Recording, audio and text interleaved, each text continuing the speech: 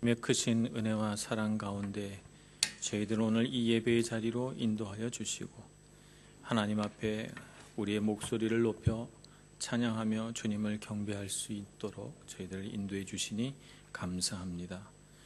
주님께서 저희들에게 베푸신 사랑을 기억하고 우리 마음속에 하나님께서 품으신 뜻을 바라보면서 우리 삶 가운데 주님의 뜻을 온전히 이루어가는 저희들 되게 하여 주시옵소서. 오늘 예배 가운데 하나님 앞에 집중하여 나가기를 소원합니다. 하나님의 마음이 어떠하신지, 하나님의 뜻이 무엇인지, 주님께서 우리를 향해 무엇을 원하시는지 분별할 수 있는 시간 되게 하여 주시옵시고, 우리 마음에 가졌던 모든 세상적인 욕심과 부질없는 소망들과 걱정과 근심의 무거운 짐들을 다 내려놓는 시간이 되게 하여 주시옵소서. 예수님의 이름으로 기도합니다. 아멘. 오늘 주신 하나님 말씀은 구약성경 열왕기하 1장 1절에서 16절까지 말씀입니다.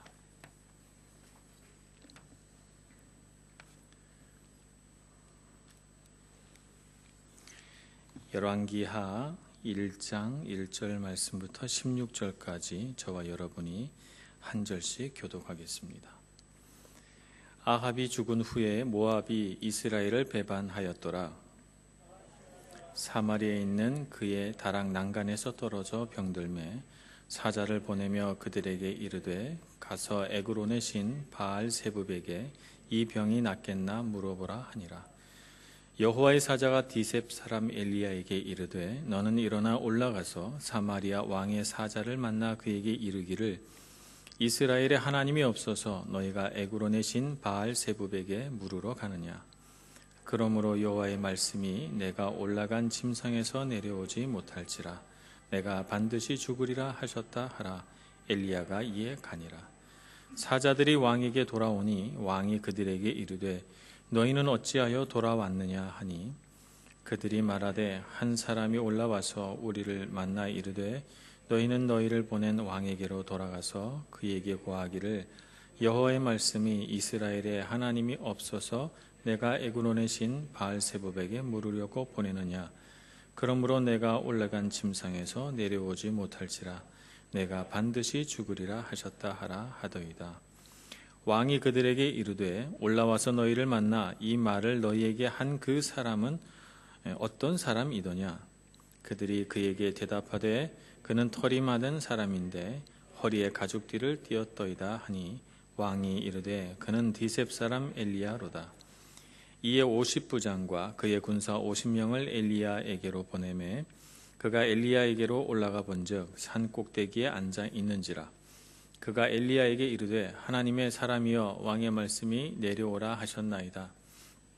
엘리야가 50부장에게 대답하여 이르되 내가 만일 하나님의 사람이면 불이 하늘에서 내려와 너와 너의 50명을 살을지로다 하매 불이 곧 하늘에서 내려와 그와 그의 군사 50명을 살랐더라.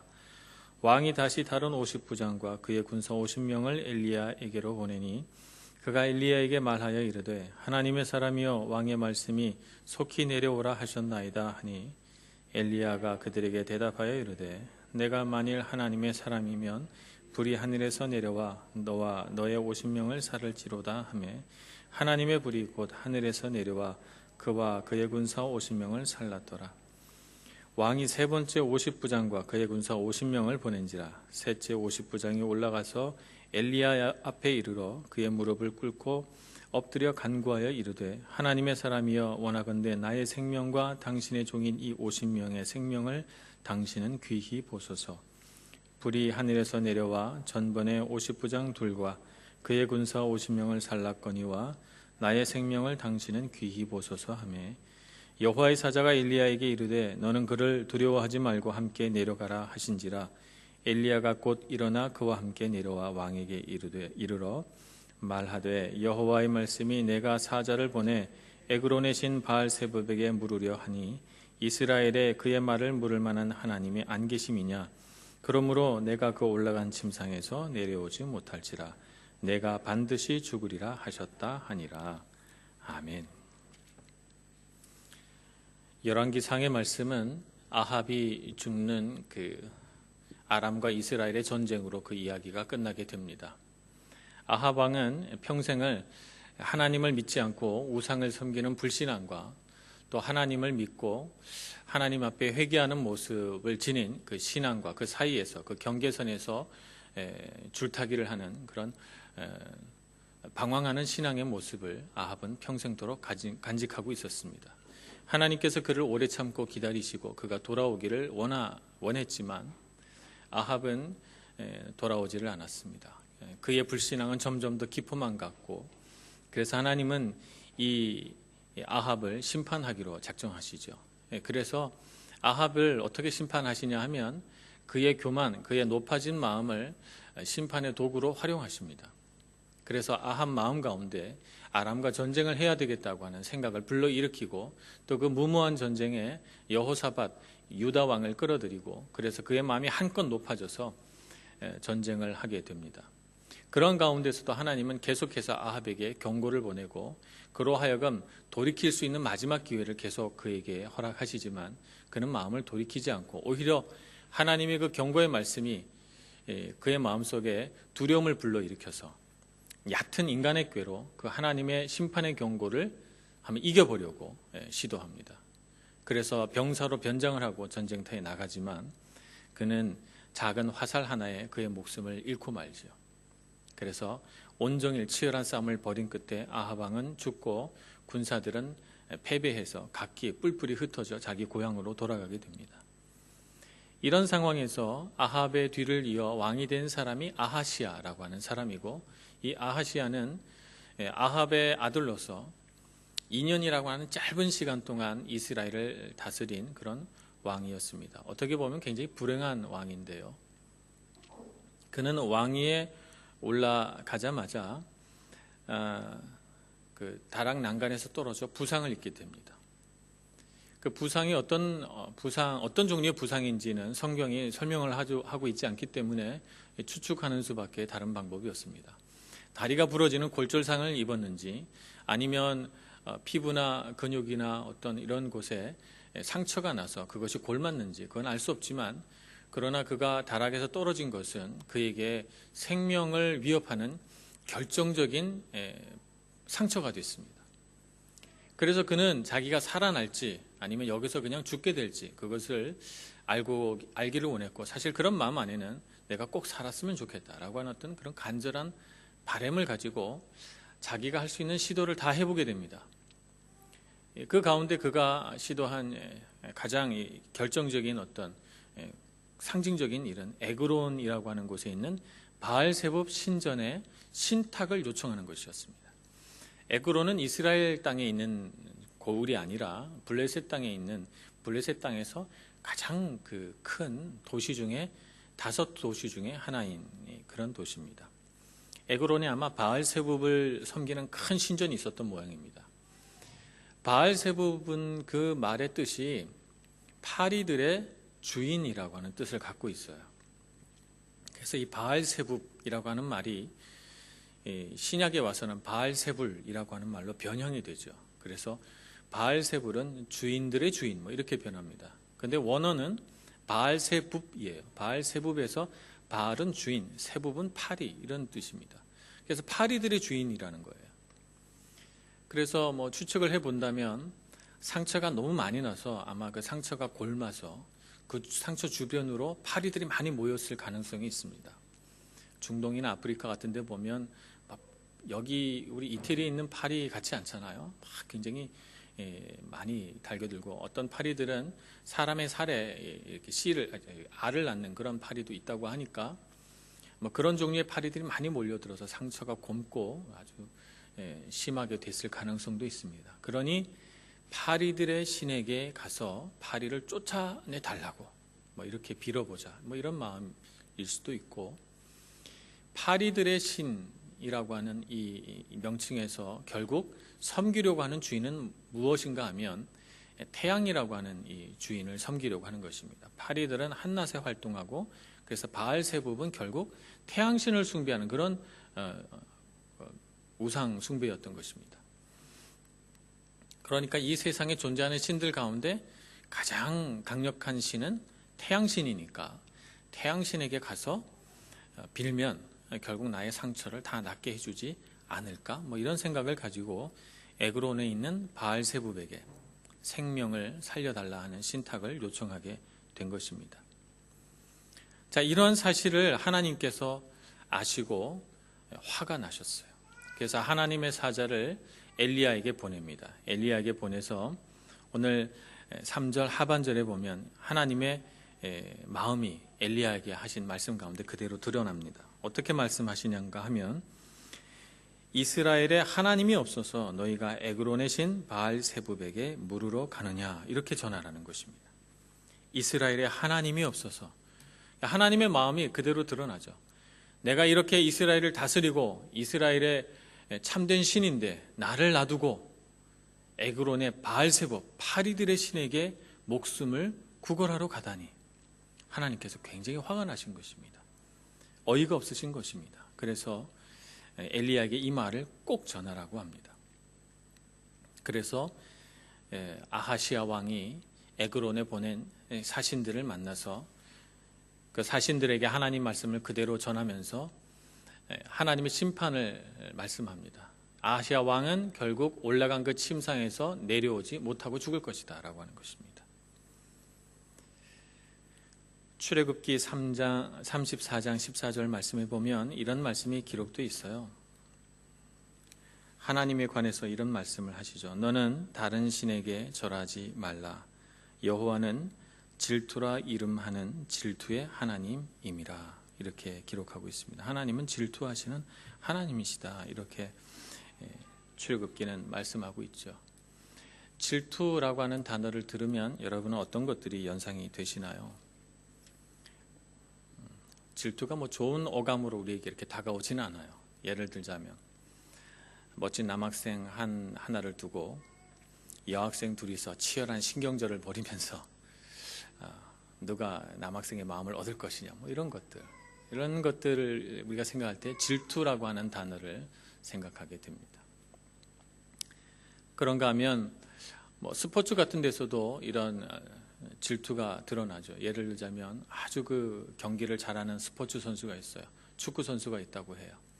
이 선수가 요즘 굉장히 축구를 잘해서 골을 여러 골 넣었어요.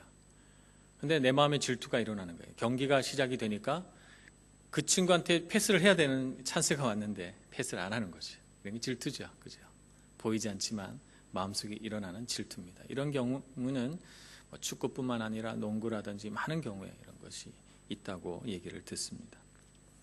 그런가 하면 어떤 경우에 이런 질투라고 하는 단어를 쓸까요? 뭐 배우자나 여자친구나 이런 분들에게 다른 사람이 이렇게 와서 얘기를 걸거나 말을 하거나 그러면 마음이 불붙는 것 같이 막 속상하고 그래서 집착하는 남자들이 있잖아요. 이런 사람에게도 이 질투라는 말을 씁니다. 그래서 질투라는 말을 이렇게 생각하다 보면 뭔가 소심하고 째째하고 뭐 그런 사람이 생각이 납니다. 그런데 하나님은 어떤 분이신가요? 하나님의 능력이나 하나님의 위대하심과 겨룰 만한 존재가 이 세상에 있습니까? 없습니다. 어떤 존재도 이 세상에 존재하는 어떤 것도 하나님하고 힘을 겨룬다거나 그 위대하심을 겨룰 만한 것이 아무것도 없어요. 그런데 하나님께서 속상해 하시는 부분이 하나 있습니다. 너무너무 속상하셔서 질투하는 부분이 있어요. 그것이 바로 우리의 마음입니다. 이 세상에 하나님의 능력과 위대하심을 겨룰 만한 아무것도 없는데 그럼에도 불구하고 우리의 마음은 어떤가요? 우리의 마음은 어떤가요? 우리의 마음은 하나님을 향해서 하나님의 능력과 위대하심은 이 세상에 어떤 것과도 견줄 수 없는 그런 분이십니다라고 생각하기보다는 우리 마음속에 정말 많은 것들이 들어와 있어요. 하나님 대신 하나님만큼 물질을 소중하게 여기기도 하고 하나님만큼 우리의 성공과 성취를 소중하게 생각하기도 하고 하나님만큼 우리에게 사람이라고 하는 존재가 중요하기도 합니다. 그래서 하나님은 이 세상에 어느 것도 하나님과 견줄 만한 것이 없는데 우리의 마음을 얻지 못하셔서 그래서 질투하십니다.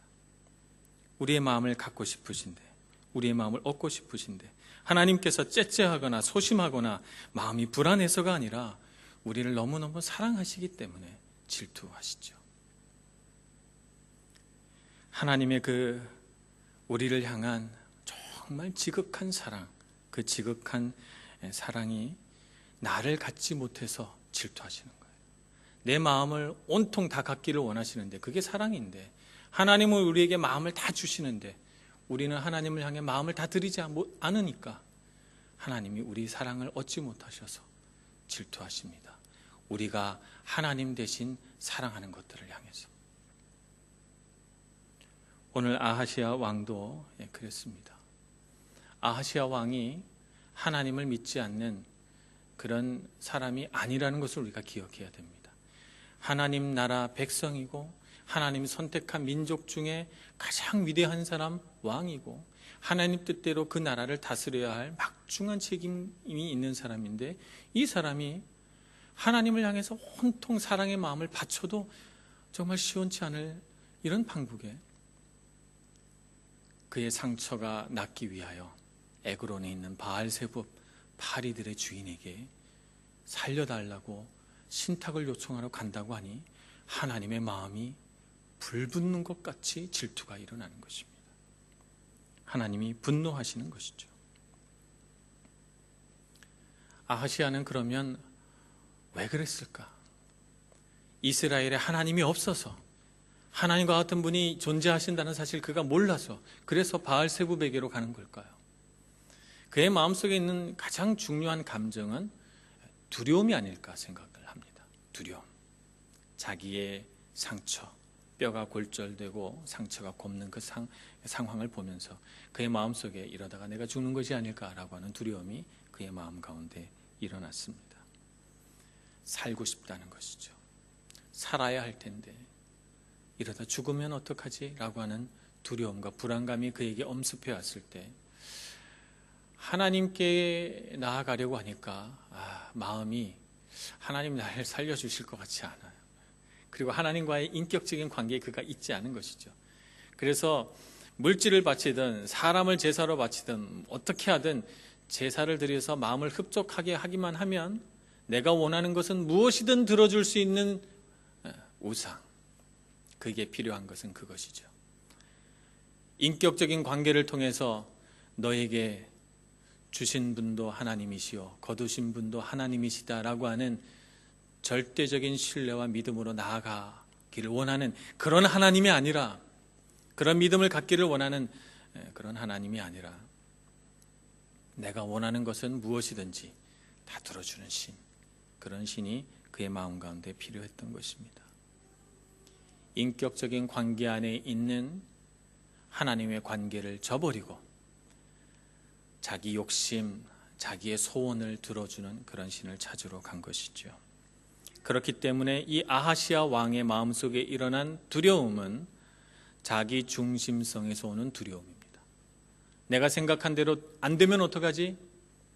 내가 원하는 것을 안 들어주시면 어떡하지? 라고 하는 강한 자기 중심성, 그것이 그의 마음속에 두려움을 불러일으켰고 그것이 그로 하여금 우상을 찾게 한 요소가 된 것입니다. 오늘 우리가 이 세상을 살아가면서 우리 안에 동일하게 아하시아 왕과 같은 그런 자기 중심성, 그런 두려움이 우리 마음 안에 있는 것을 봅니다. 우리가 욥과 같이 주신 이도 여호와시요 거두신 이도 여호와시라 하고 하면서 하나님 앞에 영광을 돌릴 수 있는 믿음 있는 사람이 얼마나 있겠습니까? 우리 마음속에 정말 두려움이 가득 차서 하나님이 아닌 어떤 것을 보게 될 때 우리는 아하시아 왕처럼 반응해서는 안 될 것입니다.